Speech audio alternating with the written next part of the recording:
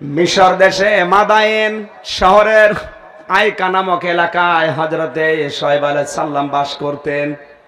তার এলাকায় তার উম্মতদের ভেতরে একটা গনার প্রচলন ছিল, যে গনার কারণে আল্লাহ তাদেরকে বাতাস দিয়ে ধ্বংস করে দিয়েছিলেন। এই উম্মতের ভেতরে যে গনাটা ছিল সেটা হচ্ছে মাপে কম দেওয়া। কি দেওয়া? বলেন বলেন। হযরতে শুআয়ব নবী আলাইহিস সালাম মুসা আলাইহিস সালামের শ্বশুর, তিনি আইকা নামক শহরের লোকদেরকে বললেন, আমার উম্মতেরা তোমরা যে মাপে কম বেশি দাও এটা বন্ধ করো। এই মাপে কম বেশি দেওয়ার কারণে 3 দিনের ভেতরে আল্লাহ তোমাদের উপরে গজব নাজিল করবে। উম্মতেরা জবাব দিচ্ছে, কি বলেন আপনি? আমরা এর দ্বারা একটু টাকা পয়সা ইনকাম করার চেষ্টা চালাই, আর আপনি আমাদের এই ব্যবসা বন্ধ করে দিতে চান। রব্বুল আলামিন বলেন, ওয়াইলুল লিল মুতাফফিফিন আল্লাযীনা ইযা ইকতালু আলান নাসি ইস্তাওফুন। ধ্বংস হয়ে যাক ওই মানুষগুলো, ওই দোকানদারগুলো, ওই ব্যবসায়ীগুলো, ওই শিক্ষকগুলো, ওই রাজনীতিবিদগুলো, ওই ডাক্তারগুলো, যারা নেওয়ার সময় ঠিক মতো নেয়, দেওয়ার সময় মানুষকে কম দেয়। এখানে শুধু দোকানদারদের জন্য আল্লাহ আয়াত নাযিল করেননি। যারা শিক্ষক, সারা জীবন জ্ঞানের বিভিন্ন শাখা থেকে বিভিন্ন জায়গা থেকে জ্ঞান অর্জন করে, কিন্তু দেওয়ার সময় ছাত্রদেরকে আর সঠিকভাবে ওই জ্ঞানটা ক্লাসে দিতে চায় না। তখন বলে প্রাইভেট পড়া লাগবে, নাই কোচিং করা লাগবে। এই কথা বলে না কেন? আপনি তো নেওয়ার সময় ঠিক মতো সারা জীবন জ্ঞানগুলো নিলেন বিভিন্ন জায়গা থেকে, দেওয়ার সময় এখন সঠিকভাবে আর বিলোপন করেন না, এগুলো আর অ্যাডভার্টাইজ করতে পারেন না, তখন একটা স্বার্থ জুড়ে দেন। আপনি ওয়াইলুল লিল মুতাফফিফিনের ভেতরে শামিল। মাঝে মাঝে যে বিপদ আপদগুলো আসে এর জন্য আপনিও দায়ী। রাজনৈতিক যে নেতা নেত্রীগুলো ভোটে দাঁড়ানোর আগে কত ওয়াদা দেয়, একটা রাস্তাও কাঁচা থাকবে না। ঠিক ভোটে পাস করার পরে বাজেটও হয়। 1 কোটি টাকা যদি একটা রাস্তার জন্য বাজেট হয়, ওই বাজেট বের করে নিয়ে আসতে 50,000 টাকা আল্লাহর ওলিরা খেয়ে ফেলে। বাকি 50,000-এর ভেতরে 20 লাখ যায় বিভিন্ন জায়গায়, নল যারা দেখায়। কথা বলছেন এখন? যেখানে 1 কোটি টাকার কাজ হলে রাস্তা টিকতো, 30 লাখ টাকার কাজে এখন রাস্তা, ব্রিজ, কালভার্ট টিকবে কি করে? শেষ পর্যন্ত ওরাও কায়দা করে রডের বদলে বাঁশ দেয়। জিজ্ঞাসা করেছিলাম একজনকে, আপনারা বাঁশ দেন, ধরা পড়েন, এরপরও লজ্জা নেই আপনাদের? লজ্জা হবে কি করে? 1 কোটি টাকার বাজেট, ওটা আমাদের হাত পর্যন্ত এসে কাজে লাগাতে মাত্র 30 লাখ টাকা টেকে। তা আমরা রডের দাম অত করতে পারি না, বাধ্য হয়ে রড বাঁধ দিয়ে চিকন চিকন বাঁশ দিয়ে দেয়।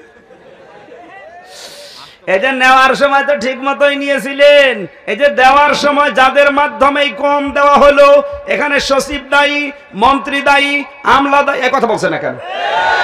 এরপরে চেয়ারম্যান দায়ী, উপজেলা চেয়ারম্যান দায়ী, মেয়র দায়ী, যারা যারা এর সাথে জড়িত আছে সবগুলো আল্লাহর লানতের ভেতরে পড়ে গেছে। এদেশে যদি গজব আসে ওদের কারণে আসবে। হযরতে শুআয়ব নবী আলাইহিস সালামের জামানায় গজব আসার 1 নাম্বার কারণ ছিল তারা ওজনে কম বেশি করত। নেওয়ার সময় বেশি নিত, দেওয়ার সময় কম দিত।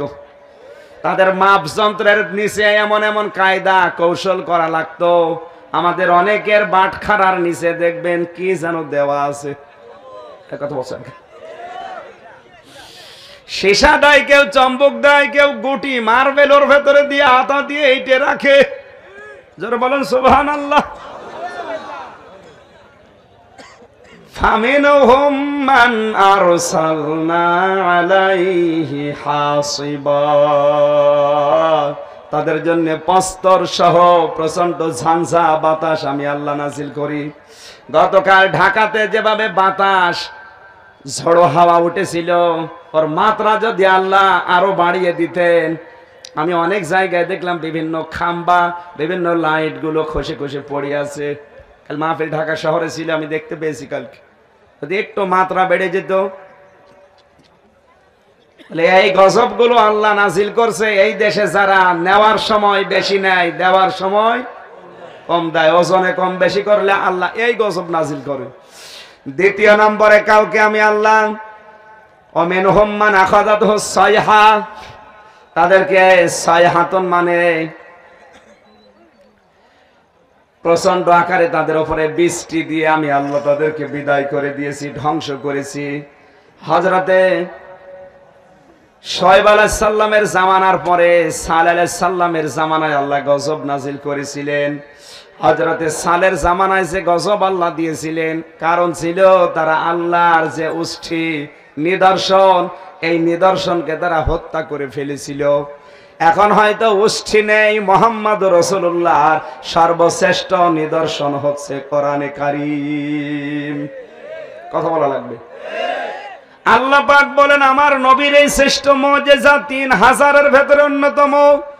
সালেহ নবী আলাইহিস সালামের জামানায় যারা আল্লাহর নিদর্শনকে, আল্লাহর আয়াতকে, আল্লাহর এই ওষ্ঠীকে মেরে ফেলে গজবে পড়েছিল, এখনো যারা মুহাম্মদুর রাসূলুল্লাহর শ্রেষ্ঠ মুজিজা কোরআনের বিরুদ্ধে অবস্থান নিয়ে কোরআনকে পাল্টানোর চেষ্টা চালাতে আছেন, তাদের জন্য আল্লাহ কিন্তু এরকম গজব এখনো দিতে পারে। চীন দেশের চাইনারা এই বৌদ্ধ জাতি চেয়েছিল আল্লাহর কোরআনের একটা আয়াত ওরা পাল্টিয়ে দেবে, পর্দার আয়াত। মেয়েদেরকে পর্দা হিজাব পরার বিধান দিয়েছে কে? ওরা বলছে আমরা এটা রাখবো না। আল্লাহ বলছে রাখবো না মানে তোদেরকে আমি রাখবো না। তোরা মেয়েদেরকে পর্দা ছাড়া বের করতে চাস, আমি আল্লাহ তোদের মুখ দেখতে চাই না। আগেকার জামানায় সন্তান যারা সন্তানের প্রতি নারাজ হয়ে যায়, তারা সর্বশেষ সিদ্ধান্ত নেয় ছেলেকে তেজ্য পুত্র করে দিত। কথা বলে না কেন? এমনকি বাবা যদি কোনো সন্তানের উপরে রেগে যায়, সর্বশেষ বলে তোর মতো সন্তান আমার আর দরকার নেই, তোর মুখ যেন আমি অন্তত আর না দেখি। কথা বলে কিনা? আল্লাহ পাক মনে হয় আমাদের উপরে ঠিক ওভাবে অভিভাবকের মতো, আমাদের গার্জিয়ানের মতো, উনি আমাদের মালিক। এই কারণে আমাদেরকেও বলছে তোদের অপরাধ যেভাবে বেড়ে গেছে, আমার আয়াত পর্যন্ত তোরা হাত দিয়েছিস, আমি হিসাব দিলাম ঢাকার জন্য, আর তোরা আমার আয়াতকে পরিবর্তন করে হাফ প্যান্ট পরে মেয়েরা বেড়া পরে বাইরে বের হয়, এমন ব্যবস্থা করে দিয়েছি। শুধুমাত্র হাফ প্যান্ট না, পুরা শরীর এখন ঢাকার ব্যবস্থা নারী এবং পুরুষ উভয়ের। বিমানে গেলে আপনি দেখবেন বিমান বাড়ার অবস্থা কি, মনে হচ্ছে যে ও অন্য জাতির লোক।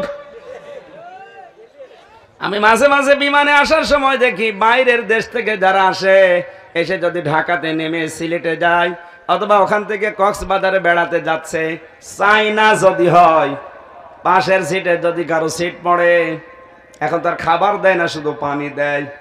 বিমানবালা পানি দিয়ে গেলে বলা হয় ওই দাঁড়া, তো চেহারা দেখে মনে হচ্ছে তুই চাইনিজ, মুখ খুলবি না। তুই যদি মুখ খুলিস তোর পাশের সিটে আমি বসবো না, দরকার হয় বিমানের হ্যান্ডেল ধরে দাঁড়িয়ে যাবো।